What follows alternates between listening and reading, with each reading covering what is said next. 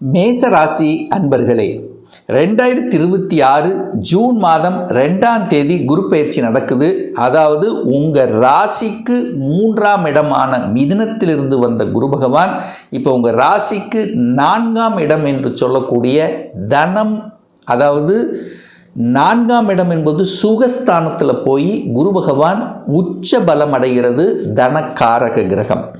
இந்த மேசராசி என்பவர்களுக்கு குரு பகவான் யாரு அப்படின்னா 9க்குரியவன், பாக்கியத்தை தரக்கூடியவன், அதே சமயத்தில் 12க்குரியவன், விரயத்தை கொடுக்கக்கூடியவன் குரு பகவான் இப்போ உச்ச பலம் அடையுது. அதாவது 12 வருடங்களுக்கு அப்புறம் இப்போ கடகமனையில் உச்ச பலம் அடைகின்ற குரு பகவானால் என்ன மாதிரியான பலன்கள் மாற்றங்கள் அப்படிங்கிறத துல்லியமாக நம்ம பார்க்கும் பொழுது, 4ஆம் இடம் என்பது சுகஸ்தானம், உங்களுடைய சுகத்தை வலுப்படுத்தி கொடுக்க போகுது அப்படின்னு எடுத்துக்கலாம்.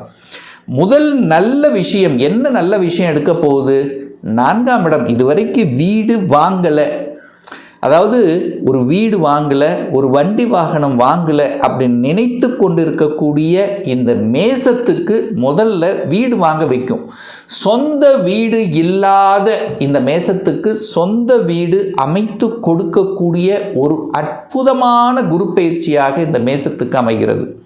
இதில் எந்தவித மாற்று கருத்து இல்லை. அப்போ வீட்டை பற்றிய சிந்தனை ஓட்டங்கள், இதுவரைக்கும் நான் வாடகை வீட்டில் தான் சார் இருக்கிறேன், இதுவரைக்கும் நம்ம சொந்த வீடே இல்லை அப்படின்னு இருக்கக்கூடியவர்கள், ஒரு இடம் கூட நான் வாங்கலை சார், சொந்தமாக என் பேரில் ஒரு இடம் கூட இல்லைன்னா இப்போ இந்த வருடம் எழுதி வச்சுக்கோங்க, உங்கள் பேரில் ரிஜிஸ்ட்ரேஷன் நிச்சயமாக நடக்கும், அதில் மாற்று கருத்து இல்லை.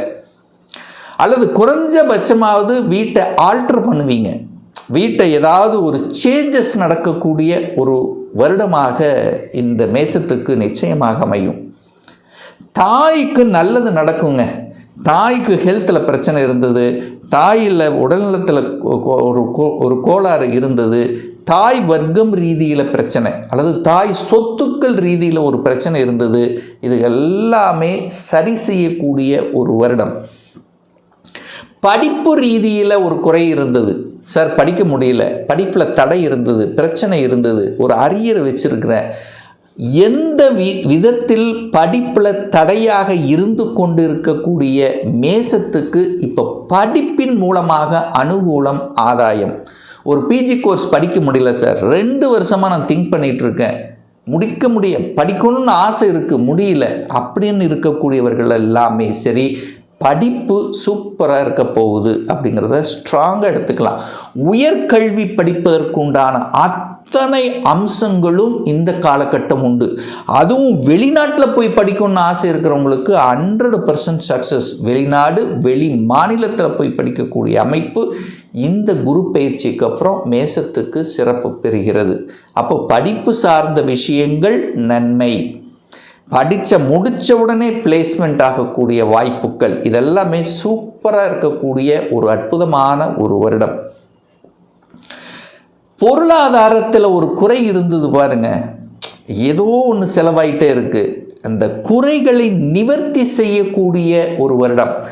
ஏன்னா பாக்யாதிபதி அல்லவா, குருங்கிறது தனக்காரக கிரகம் அல்லவா, தனக்காரக கிரகம் உச்சபலம் அடையுது, வலிமை பெறுது.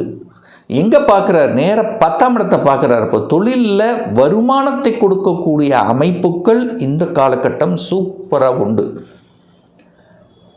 அதுவும் குரு பகவான் பார்த்தீங்கன்னா முதல்ல தன்னுடைய சொந்த நட்சத்திரத்தில் ட்ராவல் பண்ண போகிறார். இதுதான் ப்ளஸ் பாயிண்ட். தன்னுடைய சொந்த நட்சத்திரத்தில் அமர்ந்து, புனர்பூச நட்சத்திரத்தில் அமர்ந்து, இந்த ஜூன் மாதம் 2ஆம் தேதியில் இருந்து பார்த்தீங்கன்னா சொந்த நட்சத்திரத்தில் அதுவும் உச்சமாக அமர்ந்து பலனை கொடுக்க போகக்கூடிய காலகட்டங்கள் பார்த்திங்கன்னா ஒரு சாதிக்கக்கூடிய ஒரு காலகட்டமாக இருக்கும்.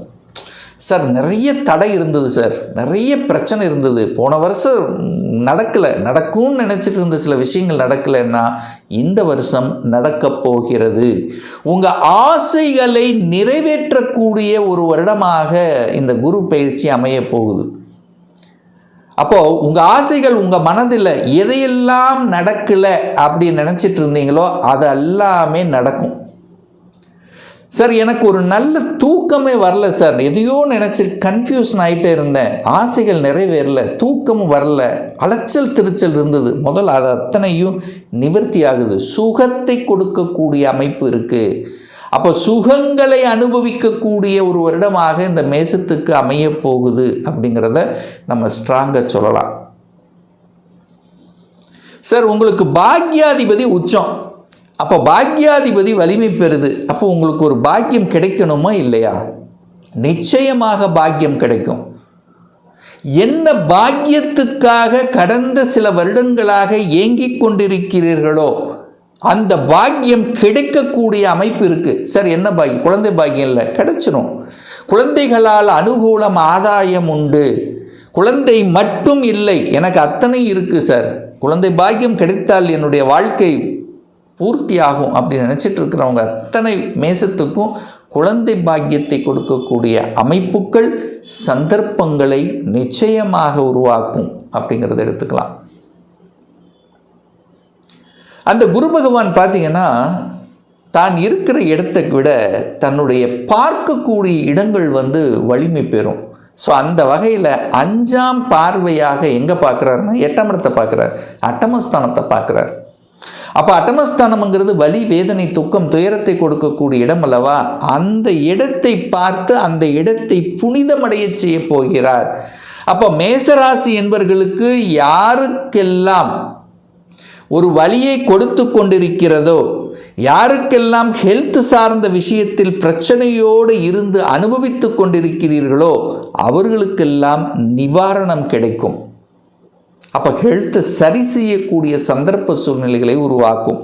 ஹெல்த்தால் இருந்து வந்த பிரச்சனைகள் சரியாகும், கொஞ்சம் ஆக்டிவேஷன் கிடைக்கும். இதுவரைக்கும் ஒரு நல்ல டாக்டர் உங்களுக்கு கிடைக்கலன்னா கூட இப்போ கிடைக்க பெறுவார்கள். அடுத்து பார்த்தீங்கன்னா 8ஆம் இடம் என்பது இந்த வலியோட, அந்த கோர்ட்டு கேஸ், ஏதோ ஒரு பிரச்சனையோடு ஒரு 2 வருஷமாக இருக்குது, ஒரு சொல்யூஷன் கிடைக்கல அப்படின்னு இருக்கக்கூடிய மேசத்துக்கு இப்போ சொல்யூஷன் கிடைக்கும். அப்போ அந்த கோர்ட்டு கேஸில் செய்யாத குற்றங்களுக்கு ஒரு தண்டனை, அல்லது ஏதோ ஒரு பிரச்சனையோட, ஒரு சொத்து பிரச்சனை, பாக பிரச்சனை, ஒரு கேஸ் உங்கள் மேலே ஃபைல் பண்ணி இருந்ததுன்னா அதிலிருந்து வெளிவரக்கூடிய சந்தர்ப்ப சூழ்நிலைகளை நிச்சயமாக உருவாக்கும். அந்த குரு பகவான் 5ஆம் பார்வை 8ஆம் இடத்தை பார்க்குறார் அல்லவா? அப்போது நிறைய இந்த மேசராசி என்பவர்கள் தன்னுடைய சொந்த ஊரை விட்டு வெளியே நகரக்கூடிய பாக்கியத்தை கொடுக்கும். ஒரு வேலை விஷயமாக செய்யலாம், அல்லது தொழில் விஷயமாக இருக்கலாம். எந்த விஷயமாக இருந்தாலும் நீங்கள் உங்கள் ஊரை விட்டு வெளியே சென்று சம்பாதிக்கக்கூடிய சூழ்நிலைகளை நிச்சயமாக உருவாக்கும். அதை கெட்டியாக பிடித்து கொள்வது சிறப்பு. ஏன்னா நிறைய மேசராசி என்பவர்கள் உங்கள் ஆழ் மனதில் ஆசைகளை வளர்த்தி கொண்டு இருந்திருப்பீர்கள். நான் வெளிநாட்டுக்கு போகணும், வெளியூரில் போய் பிழைக்கணும், வெளியூரில் போய் சம்பாதிக்கணும் அப்படின்னு இருக்கக்கூடியவர்களுக்கெல்லாம் இது சாதகமான காலகட்டம். அப்போ வெளியில் போய் படிக்கணும், அதாவது ஒரு பிஜி படிக்கணும், ஒரு யூஜி படிக்கணும், ஒரு கவர்மெண்ட் இன்ஸ்டிடியூஷனில் படிக்கணும், ஒரு ஐஐடியில் போய் படிக்கணும், என்ஐடியில் போய் படிக்கணும். ஸோ இந்த மாதிரி ஒரு ஆசை கனவுகள் வைத்து கொண்டிருப்பீர்கள் அல்லவா? அந்த ஆசைகளை எல்லாம் நிறைவேற்றக்கூடிய ஒரு வருடமாக உங்களுக்கு நிச்சயமாக அமையும். அடுத்து பார்த்தீங்கன்னா அந்த குரு பகவான் தனது சப்தம பார்வையாக எங்கே பார்க்குறாருன்னா 10ஆம் இடத்தை பார்க்குறார், தொழில் ஸ்தானத்தை பார்க்குறார். அப்போ தொழிலில் ஏற்றத்தை கொடுக்கக்கூடிய ஒரு வருடம் அப்படிங்கிறத உறுதியாக 100% சொல்லலாம். எப்படி சார் சொல்கிறீங்க அப்படின்னா, உங்களுக்கு தொழில் காரக கிரகம் யார்? சனி பகவான். பொதுவாக காரக கிரகம் சனி பகவான். ஆனால் மேசத்துக்கு 10ஆம் அதிபதி, தொழில் ஸ்தானத்தின் அதிபதியும் அதே சனி பகவான் தான். அப்போ சனி பகவானை அந்த குரு பகவான் பார்ப்பது சிறப்பு. 10ஆம் இடத்தையும் பார்க்கிறார், அந்த 10ஆம் இடத்தை அதிபதியாக இருக்கக்கூடிய சனி பகவானை பார்க்கிறார்.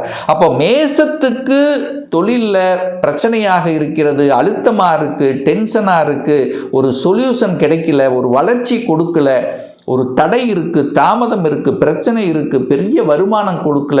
ஸோ எப்படியெல்லாம் கொடுத்து எல்லாம் இந்த மாதிரி ஒரு ப்ரெஷர் இருக்கக்கூடிய அத்தனை மேசத்துக்கும் சொல்யூஷன் கிடைக்கும், தீர்வு கிடைக்கும். அப்போ மேம்பாடு, தொழிலில் மேம்பாடு உண்டு, வேலையில் ஒரு மேம்பாடு உண்டு, வேலை மாற்றம் நிச்சயமாக உண்டு. அந்த மாற்றத்தை ஏற்றுக்கொள்வது புத்திசாலித்தனம். அப்போ ப்ரமோஷன் கிடைக்கல என்று இருக்கக்கூடியவர்களுக்கெல்லாம் ப்ரமோஷன் கிடைக்கும். ஏன்னா 10ஆம் இடத்தை பார்க்குறாரா, குருங்கிறது தனக்காரகன்லவா, தனத்தை கொடுக்கக்கூடிய அந்த குரு பகவான் 10ஆம் இடத்தை பார்க்குறார். அப்போ 10ஆம் இடத்தின் வாயிலாக பொருளாதார உயர்வுங்கிறது நிச்சயமாக உண்டு. அப்போ வேலையில் ப்ரமோஷன் எதிர்பார்க்கலாம், இடமாற்றம் கொடுக்கலாம், அல்லது படித்த படிப்புக்குண்டான வேலை இல்லாதவர்களுக்கெல்லாம் இப்போ படித்தக்குண்டான வேலை கிடைக்கும். ஸோ இப்படி நல்ல விதமான செய்திகள் உங்கள் காதுக்கு வரக்கூடிய ஒரு ஆண்டாக அமரப்போகிறது. கௌரவம், பட்டம், பதவி, புகழ் நிச்சயமாக எதிர்பார்க்கலாம். 12ஆம் இடம் தூக்கம், தூக்கத்தை தொலைத்து விட்டு இருக்கக்கூடிய மேசத்துக்கெல்லாம் இப்போ கொஞ்சம் தூக்கம் வரும். 10க்குரியவன் தனக்கு 3ஆம் இடத்தில் இருக்கார். ஒரு வளர்ச்சியை காணக்கூடிய காலகட்டம், முதலீடுகள் போடக்கூடிய ஒரு காலகட்டம். அப்போ 12ஆம் இடம் செலவுகள் அல்லவா, அப்போ சுப செலவுகள் செய்யக்கூடிய ஒரு காலகட்டம். குழந்தை படிப்புக்காக செலவுகள், ஒரு வீடு வண்டி வாகனங்கள் வாங்குவதற்குண்டான செலவுகள், திருமணம் செய்வதற்கான உண்டான காலகட்டம், அதற்கு உண்டான செலவு, இப்படி செலவுகளை சுப செலவுகளாக கன்வெர்ட் பண்ணக்கூடிய ஒரு அற்புதமான ஒரு ஆண்டாக இந்த குரு பயிற்சி உங்களுக்கு நிச்சயமாக இருக்க போகுது. அப்போ தொழில் மேன்மை உண்டு, படிப்பில் மேன்மை உண்டு, இடம், நிலம், வீடு, வண்டி, வாகனத்தின் மூலமாக நல்லவைகள் நடக்கக்கூடிய அமைப்புகள், வலி, வேதனை, துக்கம், துயரம், அசிங்கம், அவமானம் என்று இருக்கக்கூடியதில் இருந்தெல்லாம் விடுதலை கொடுக்கக்கூடிய ஒரு காலகட்டம். ஸோ 12 வருடங்களுக்கு அப்புறம் ஒரு நல்ல மாற்றம், ஒரு சிகரத்தை தொடக்கூடிய, ஒரு மகிழத்தை சூடக்கூடிய, நல்ல விஷயங்கள் நடக்கக்கூடிய ஒரு நல்ல குரு பயிற்சியாக இந்த மேசத்துக்கு அமையப்போகுது அப்படிங்கிறத ஸ்ட்ராங்காக நம்ம சொல்லலாம்.